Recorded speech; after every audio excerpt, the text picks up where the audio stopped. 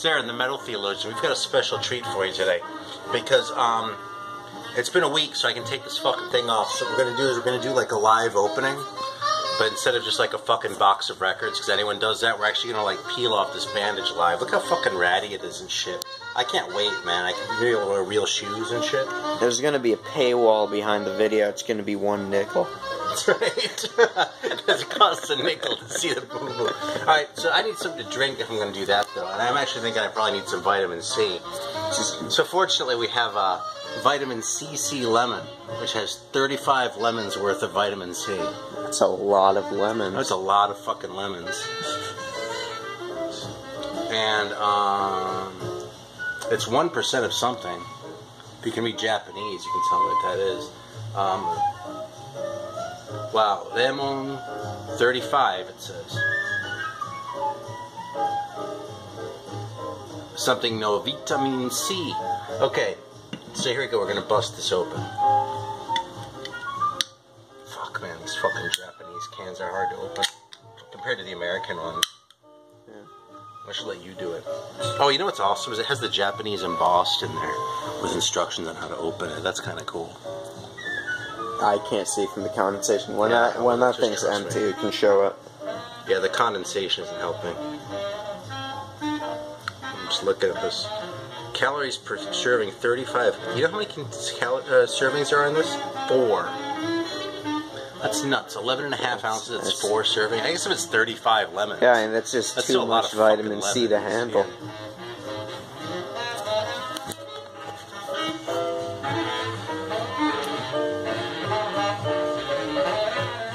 You know, you might just turn. There's so much vitamin C, you might just turn into pure vitamin C.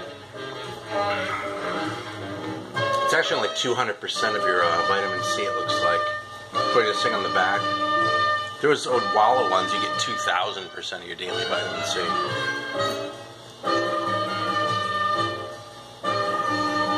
Here, try it. It's a little bit ordinary after all that buildup.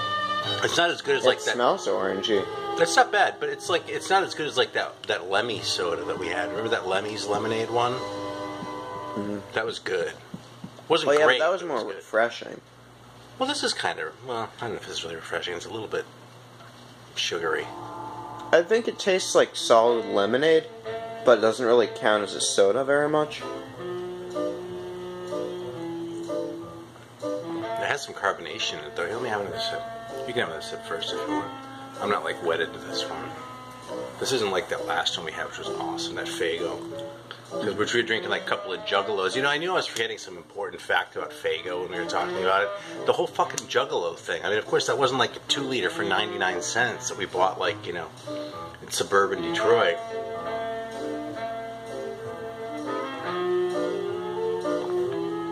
Look, at my last job, I would say that to people, just like, because I thought it was funny. I decided to cross my mind. I did it because I do that sometimes.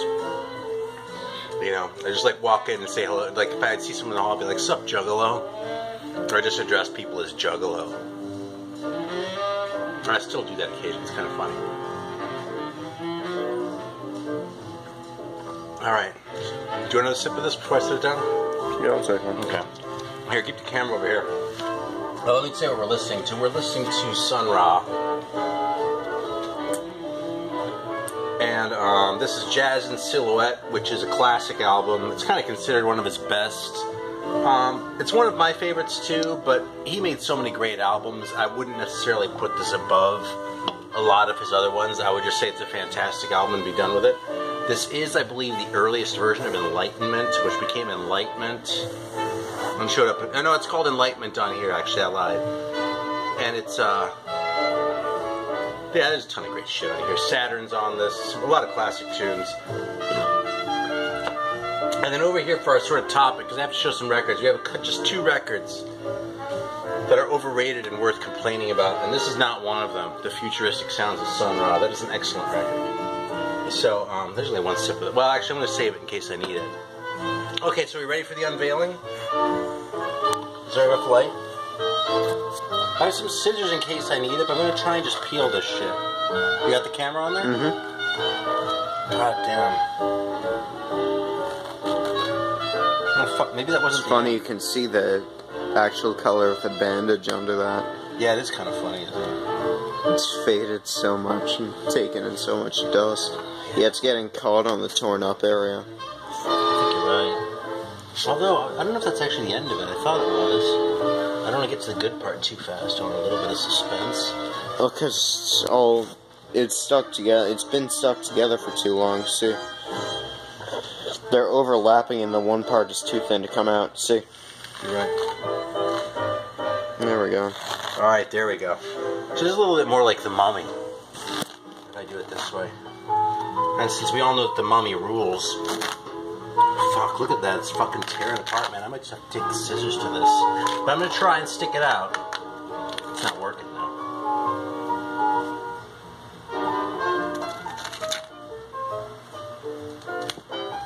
We didn't like you know how sometimes people like pre-open their packages and shit when they're making videos where they open them? We didn't do that with this. So I don't know what it's going to look like either. No shit. Y'all saw that picture I used as a thumbnail a couple weeks ago. I did see it right after the stitches came out. Fuck. That's what, I'm just going to use the scissors for the rest of the way. Do you have them handy? You should just be able to tear it out for the rest of that way. Yeah, I just don't want to take this off until we're ready to unveil. I'm trying to be a little bit... I'm trying to build a little suspense here, bub. Is this record good? No, I think it's awful. You probably did. Because you just like Insane Clown Posse. Yeah. And Nickelback. Mm-hmm. Yeah, all of Spencer's friends are juggalos. Actually, we call ourselves Jugglebacks. For Insane Clown Posse and Nickelback. Are you ready for this? I'm afraid it's going to stick a little bit. Oh, holy shit, the steri strips are still on there. Yeah. I thought those fuckers would come this way. Look at that gore. Little scab. I don't know, do you think I should take off the steri strips or no? It should be time. I mean, steri strips come off in about a week. How do you know that? Experience. Yeah, Spencer's gotten wounded more often than I have. Are you serious? Yeah. We have some butterfly bandages if we need them. I also have more steri strips that I can A, reference the instructions to, and B, apply more if necessary. Okay. It's gonna hurt. They might not come off. Really? And yeah, they might not pull out the one that's not really on the... Open it. Okay. Yeah, so they're ready to come off then. If it doesn't hurt, you mean? Mm-hmm. I don't want it to hurt, man. I have a really low pain threshold if you're watching this. We haven't done a whole lot of this shit on my channel. This isn't exactly the Jackass channel.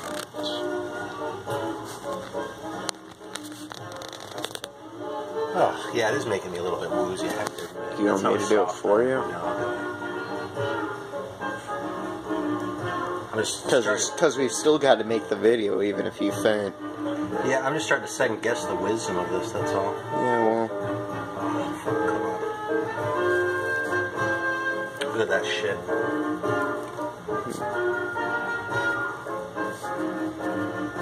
This is really kind of embarrassing, but would you please go get me a soda? I actually am a little bit woozy. Serious? Yeah. Let me have to think for a minute. I'll just be honest. I'm a total fainter. Like, I'll tell a story while Spencer's getting me a soda.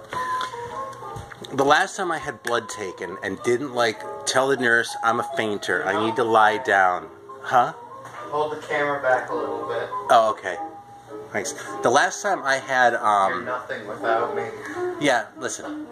The last time, I had, oh yeah, I had to have blood taken for, like, some fucking blood test or something. And, what is that? What? Oh, that's a good choice. Thank you. He's getting me a Moxie. See, Spencer knows what to do. I thought he was going to get me a fucking Diet Coke. He's getting me the mother Moxie we were saving. That's good. Okay, so I got blood taken, right, in one of those chairs where they, like, sit you up like this. And I was a dumbass. I didn't just tell him the truth. I tried to be tough. And since I'm fucking not tough, I'm totally soft. I fucking completely passed out. And my wife, who was 9 months pregnant with Spencer, I swear to God, she was like a fucking weeble wobble. She fucking had to drive in and, like, pick me up because I, like, was fucking passed out at the goddamn lab. Alright, you ready to finish this up? Mm-hmm. If you're watching this video and you don't like Moxie, fuck you. You hear that, Nate Bouchard? No, I'm kidding. We can still be friends even if you don't like Moxie. I'll just drink it all myself. Holy shit. If you're scared, pull it from both sides. No, there's the last one, so there we go. See that? Look at that. A little bit of the scab came off in the middle there. Now, I gotta say something else about this. The fucking growth that I had here that was taken off was about the size of like a JFK $50. So, like, when I put the thing on like my thumbnail 2 videos ago or whatever and showed people pictures, people are like, Jesus, it looks like he used a fucking chainsaw. But the thing was big enough that I might have actually needed a skin graft. So the fact that he was able to twist it into position and twist it closed in such a way that is to actually close it with the skin that was there instead of needing a skin graft is actually a testament to the surgeon's skill.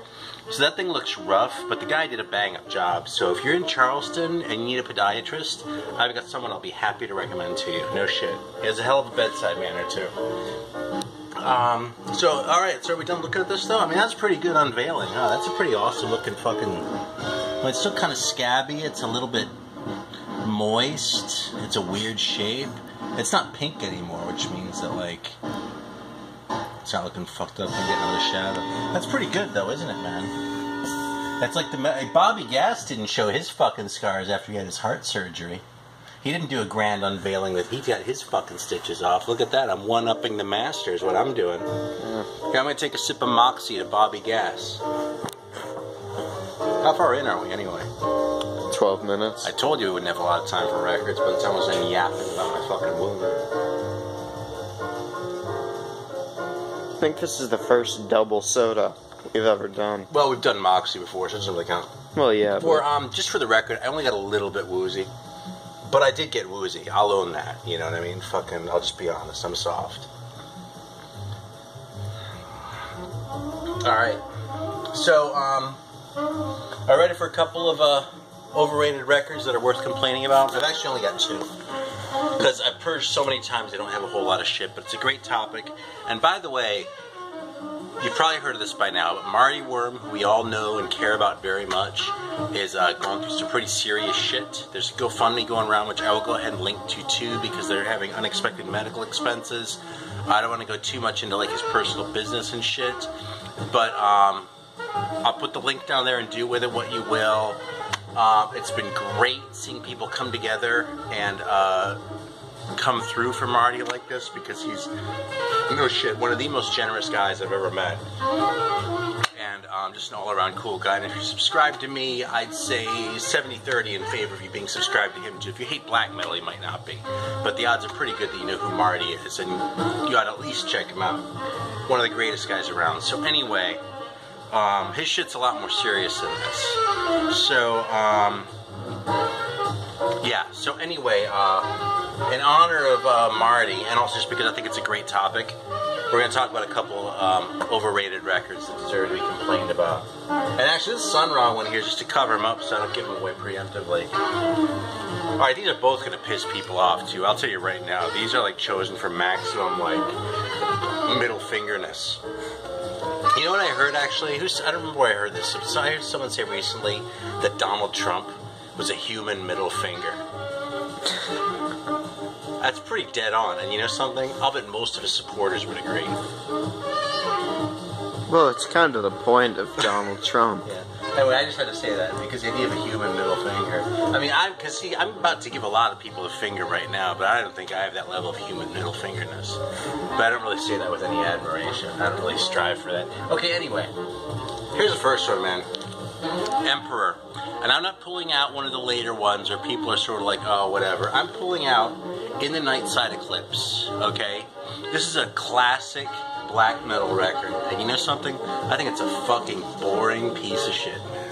I swear to God, if the one guy hadn't gotten busted for murder, these guys would have gone nowhere. Well, maybe they would have, because they were doing some shit. But you know what Emperor is really noteworthy for, as far as I'm concerned, is taking, like, their riffs and burying them under a sea of synthesizers and just cheese to the point where there's no fucking point even listening to it anymore. Anthems to the Welcome. This is their best album. I'll say that, okay? I think it's a piece of crap.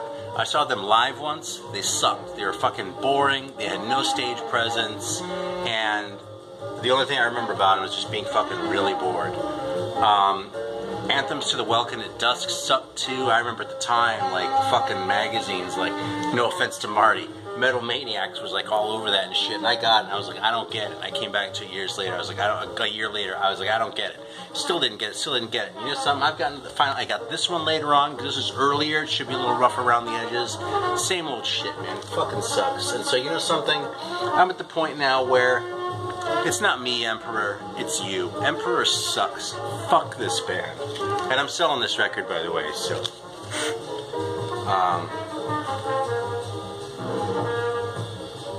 I don't know, I mean, I almost want to keep it on principle. I've had this thing for like 10 years, but it's just a fucking piece of crap, and I can kind of use the scratch, so... It's kind of gross in the bed. You know what's funny is they have this bandage sitting over here, and like if Spencer like takes off a band-aid and leaves it lying around, I'll come back and be like, God damn it, Spencer, put that fucking thing away.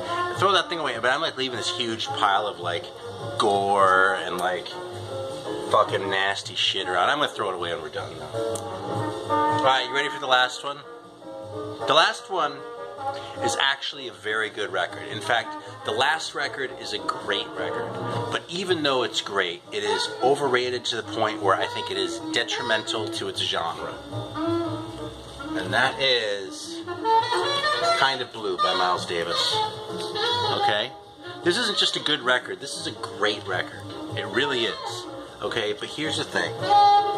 Every fucking chode on earth, when they go, oh, I gotta be hip, I gotta get some jazz, this is what they buy. This is the first fucking thing they buy. And by the way, the second one they buy is A Love Supreme by my beloved John Coltrane, who I almost put right there with this one, except that I love Coltrane too much. I couldn't quite do it. Whereas Miles Davis is kind of a dick, so I can kind of give him the finger back a little bit. It's a great record. It's an important record. As far as like what constitutes modal jazz, you're hard pressed to find a better example of what that means than this record. And the fact, but here's one thing. See, I say that I actually studied music. Okay, so like I understand what modes are going in and listen to that. That's a classic example of modal jazz right there, of one of those terms where like you can sort of throw it around and it makes you sound like you know what you're talking about, you know what I mean? But unless you like really dig into it and like look at the theory a little bit, then either you're full of shit, or you're just listening to it and going, you know something, I like this because I like how it sounds. And he's doing something kind of different that's cool, and maybe I don't know exactly what it is, but I don't know what Albert Eiler's doing either, you know what I mean? And I can accept that. So just the fact that I know what modes are doesn't really, you know, make me better than anyone else or anything like that. But that's like one more talking point, you know what I mean? And then finally, this thing, it's a modal jazz record, but it's sort of in that hard bop style, and as great as it is, and as much as it surpasses most of the hard bop that came out, I think it cements in people's mind this image of jazz being what you hear in car commercials. And I'll tell you something. There are lots of records I would want people to get hooked on before this one for just that reason, because I would be afraid if someone came to me and said, hey man, what are some records I should check out if I want to get into jazz? I actually already made that video, okay? And Paul made a very good video, Baraka P. Dub, where he did include this record, unless I'm really mistaken. And it's a great record, you know what I mean? So if it were just on, and so he was right to include it in a way, but if someone came to me, I'd be conflicted, because on the one hand, it is that good. On the other hand, there is so much more. There's this whole world of jazz. There are all these different styles. There are all these different approaches, not just to modal jazz, but to hard bop. There's decades worth of stuff that came after this, and I feel like this is one of those records that sort of locks people into this really narrow space where they go, okay, this is what jazz sounds like right here, and I don't really dig that, so I don't really dig jazz, but I have to pretend to, because otherwise people think I'm stupid, you know what I mean? If you don't like jazz, that's fine. My hat is fucking off to Tom. I'm spacing his, I can only remember his real last name, which I don't actually want to say because he's never used it. High Rant District, Tom. Okay, he made a video not too long ago where he talked about how he spent like months. He bought like half a dozen, about probably 10 records actually, because he went on my recommendations and Paul's. So two very different perspectives on jazz. Okay, so that complement each other well. I think Paul's picks were excellent. Okay, so he spent the time to listen to that shit. Spent a lot of time with all these records on record, like sitting there like this, listening to them, and went, you know something? This is just not for me. And I applaud him for coming to that conclusion. You don't have to like every kind of music. Or you can like music but be like, I don't like it so much that I really need to collect it. That's kind of how I feel about country, you know what I mean? I sit around and listen to a Porter Wagoner record and go, this is really cool, but I wouldn't listen to this myself. I don't need all this shit myself, you know? I love Otis Redding. I don't own any Otis Redding records anymore. I had him at one time. I let him go during a big purge. Now, I would just never come home and just put that on. I mean, I spent so much time listening to that shit, admittedly, that it's kind of part of who I am now. So it's not really the same thing as this, but so it's really just a tangent that's completely irrelevant. Anyway, you don't have to like jazz. Don't pretend to like jazz. If you're into jazz, this is a great record. But don't buy this record because you're a hipster and you think you need to have it so other hipsters would like realize that you're a hipster. That's a bad reason to buy any record, but especially this record, because it just denigrates the whole fucking genre. And it just kind of makes me sick, the whole thing. So, you know, one thing these records have in common, or one thing I make these records both make me think of is, you know, the whole idea of free jazz. It's funny because I read an article where Lester Bangs was saying this, and Lester Bangs has been dead for 30 years, more than that. But like, free jazz has been around since about 1960. So this jazz that still sounds so crazy to people, even though maybe it really didn't get really harsh until like the 70s. It got pretty fucking harsh in the 60s, okay? But like, we're talking about a form of music that's older than me at 44 years old. And with black metal, it's the same thing. Black metal, assuming we're not talking about like the 80s stuff like, you know, Venom, Destruction, Bathory, Celtic Frost, okay? This kind of black metal, okay, like Emperor, like Mayhem, like Burzum, that kind of shit. That's still like the latest thing when it comes to like what's the next thing in metal. I mean, there's been other shit, yeah. I mean, there's the whole Korn thing and like sort of like these groove offshoots and all this shit that came out of Pantera. But this was like the next thing out of the underground, and this is still happening. And you know what's wrong with that? Is that it's a conservative music at this point, because this record is like 1993, 4, no later than 95. I think it's 92. It's worth looking to make the point, and there are people watching right now who just know. So, okay, it's in memory of Euronymous, who died in 93. So, yeah, it says it was recorded in 93, mixed in 94, okay? So, it's 2017, right? So how many fucking years is that? Do the math for me, Spencer. 23 years, 24 years? We're talking about a record, though, that was made before probably some of the people watching this were born. And this is still the new thing in metal. Just like free jazz is still the new thing that a lot of jazz fans can't accept. Black metal is the new thing in metal that a lot of metal fans can't accept. Now, I personally kind of feel like black metal is its own thing that's kind of parallel to death metal and speed metal and all the other sort of other forms of metal. Like the whole new wave of traditional heavy metal, I think it's kind of parallel to this. I really feel like they're two different genres. But aside from that, like, these are both kind of are examples of things that are new, but are actually have become kind of conservative in their own way. And so I guess we'll see what the next new thing is, and I might well be too old to appreciate it. I'll just be fucking honest. I mean, our musical tastes are formed early. I did get into jazz about 10, 12 years ago, which is a little bit late to get into a whole new genre of music in your mid-30s, okay? But that doesn't happen all that often. Actually, I got into blues rock just like maybe 2 years ago, but I wouldn't probably call that a whole new genre. Anyway, it's turning into like a digression within a digression within a digression. I have one record here that sucks and one that's great, and both are overrated. And look how excited I am now. I'm all like full of adrenaline and shit. This Moxie, see, between like its caffeine and its general like medicinalness, that's just hitting the fucking spot. It's got to be that, what does that say, gentian root extractives? I can't read that fucking shit. It's my old ass eyes. Is it the ginseng root? No, it's not ginseng. When this record came out, I could have read this label just fine. I'll rate it. It's okay. Spencer has freakishly good eyes. Alright, let's take one more look at my fucking wound here because I'm kind of fascinated by it. And then we'll hang it up. What, be 20 minutes in now, something like that? 25. Yeah, see, I always talk. I always want to shoot for a 20-minute video, and I talk for 25. So thanks for watching, and that's it.